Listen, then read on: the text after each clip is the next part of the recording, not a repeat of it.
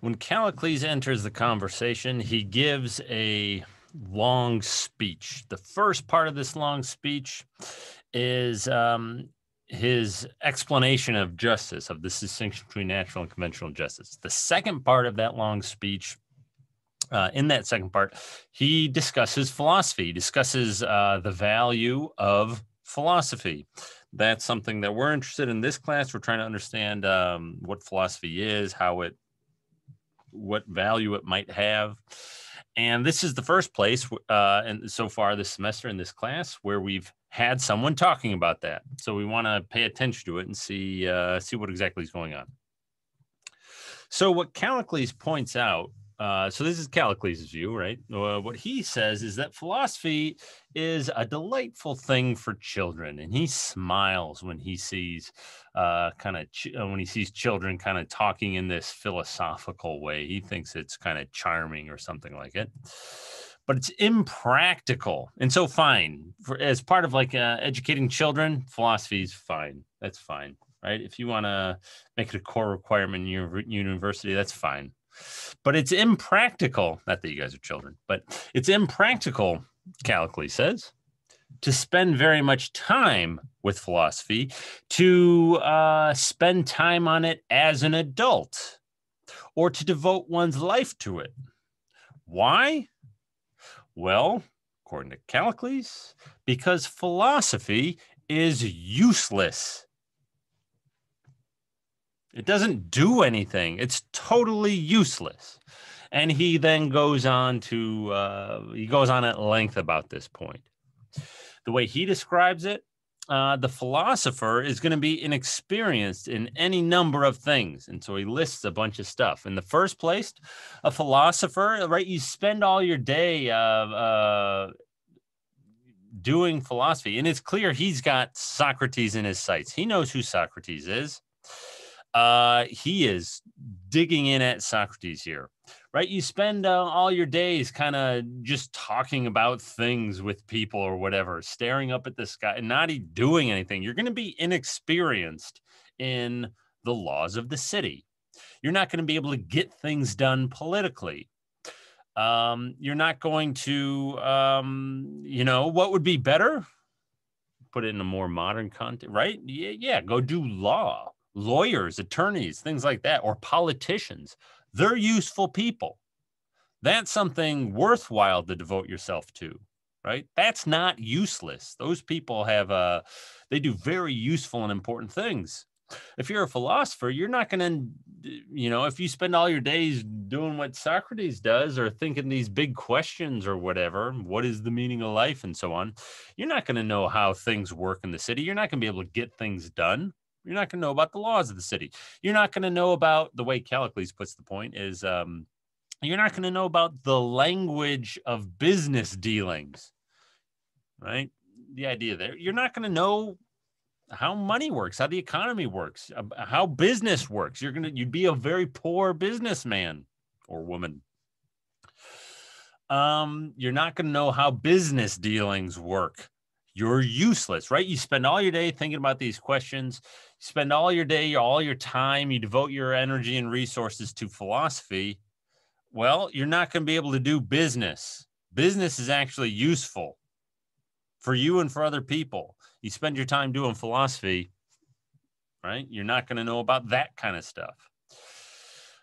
More generally, Callicles says the philosopher is going to be inexperienced in human pleasures and appetites. And that might seem a little bit odd. I mean, one way to try to understand that is, look, you spend all your day doing thinking about what's the meaning of life? Why is there not nothing? And whatever, these other big questions that are kind of practically useless. You spend all your time doing that. You're not going to experience life. You're not going to experience the best that life has to offer. You're not going to go see the world, if only for the simple fact that you're not going to have any money to. Right? You spend all your time thinking about these weird abstract questions. You're not going to make any money. You don't know anything about business dealing and the laws of the city. And so you're not going to be able to, go see what's out there, because that requires some money, right?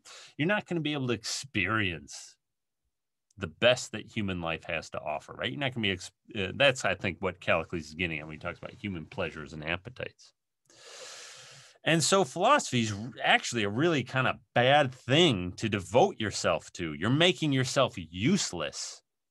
And you're making yourself useless not only to yourself, right? And philosophy is not only bad for you, but you're then kind of also useless for the community or whatever. That seems to be Callicles' point. In another way, he puts it, look, philosophers, you spend all your day thinking about these questions, you're never going to attain any kind of preeminence. You're never going to attain to any real position of prestige or honor. That's Callicles' point. You're never going to attain any kind of real honors or status within society because nobody cares about that, right? You're never going to gain preeminence. And in Callicles' view, the kinds of things he was just mentioning, honor, preeminence, pleasure, or doing what you want, right? That's another way to put it. You're going to be inexperienced in human pleasures. You're not going to be able to do what you want. You don't know about business dealings. You're not going to be able to do what you want. You're never going to attain money, pleasure, honor. Philosophy's terrible, right? You'll never attain those things. By contrast, if you devote yourself to rhetoric, right? This is Callicles' idea. This is why rhetoric is the greatest craft. Well, you're going to be able to protect yourself. Rhetoric gives you a certain kind of security, right? Rhetoric's going to inform, and what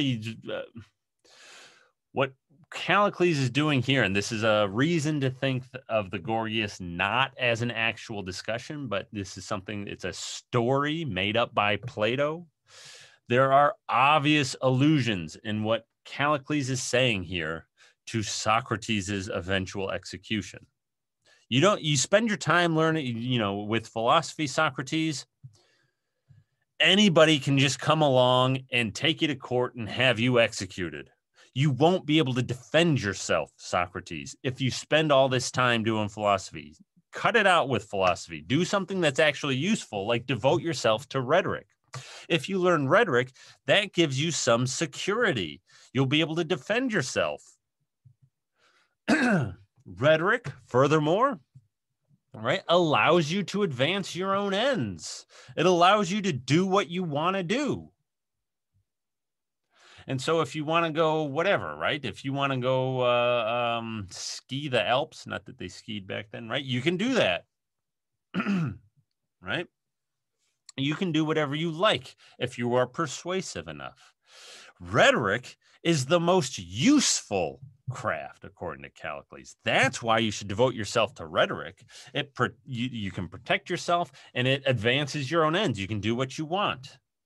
Now, one of the things that we've already talked about, all this stuff about rhetoric, what is going on. Today, the analog would be something like money. And I've even kind of been slipping into that and trying to explain what Callicles is up to here, right? Money allows you to protect yourself. You hear people talking or worrying about, security and their future security and whatever. That's 99.9% of the time financial. You want to do what you want. You want to go ski the Alps. You want to drive a Lamborghini and whatever, have a 2,000 square foot house and whatever, live the suburban dream with 2.5 kids and the mortgage and whatever. Get some money, right? That's how you can do what you want, right? You need money. Well, back in the day, you didn't need money. You need rhetoric, right? And so when Callicles is praising rhetoric in this context, he's really, if he were alive today, he'd be praising money, not rhetoric. And I think this also helps us see where exactly Callicles' critique of philosophy is coming from. Because it's not just Callicles who would critique philosophy along these lines, but I think a lot of people today would. You would find, people today, again, they wouldn't be talking about rhetoric, but they would be talking about money. And if they placed this kind of premium on money in the way that Callicles places a premium on rhetoric, they would likely say, they may very well say, all the same kinds of things about philosophy. And so, imagine this. Imagine if you were to go, let's say we're reading the Gorgias and whatever, and you think, oh, this is just the best thing ever. I love this. This is all I want to do. And so you go call and you become a philosophy major, and okay, fine. And you go call your parents. At some point, you got to talk to them, right? And they say, hey, what do you, how's it going at Loyola over there? And you say, oh, it's going pretty good. I've learned the most important things ever in my philosophy 130 class, and I'm going to be a philosophy major. That's what I'm doing. I mean, maybe you have particularly understanding parents. I don't know. But I think a lot of people's parents, and if your parents wouldn't be like this, I don't know, your uncle, your aunt, your friend, your cousin, somebody would, they'd probably say a bunch of the same kinds of things that Callicles said about philosophy. Philosophy? Why are you going to do that? Right? That's useless.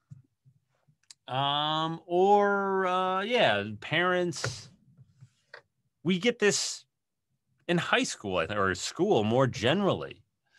When people talk about, going to college and why you should do that. So, for example, like a high school counselor, right? Typically, again, I don't know. I don't think I ever I can't remember a single conversation with my high school counselor, but this is what I kind of imagine how they would probably go, right? Your high school counselors, go to college. Why? Well, so you can get a good job, and so you can earn yourself some money. You can learn the laws of the city, quote unquote, or you can learn about business dealings. Yeah. And so you can get yourself some money, and so you can do what you want, and you can have some financial security, right? We're given this ideal kind of all throughout our schooling. And what comes with it is a kind of denigration of philosophy in particular. That's what we're talking about. But you might think more generally, the humanities, right? Why would you do these useless things? You're going to school. Don't be a philosophy major. Are you kidding me? A philosophy? That's useless. You're never going to gain any preeminence or honor or positions of status within our society. Go do something useful like engineering or business or nursing or computer science or whatever, right? Don't do philosophy. Don't do anything in the humanities or the liberal arts. Those things are useless. So that very same critique that very same idea that you've doubtlessly heard, that you yourself may very well hold, right? That's Callicles. Callicles has that same attitude towards philosophy. Now, in the Gorgias, Socrates and Plato never respond directly to this criticism of philosophy. What we're going to do is we're going to, so at the end of this unit on Plato, we're going to read some passages from the Republic. Those passages in the Republic contain, in a way, Plato's response to these charges against philosophy. But we'll have to wait a week or two to see that.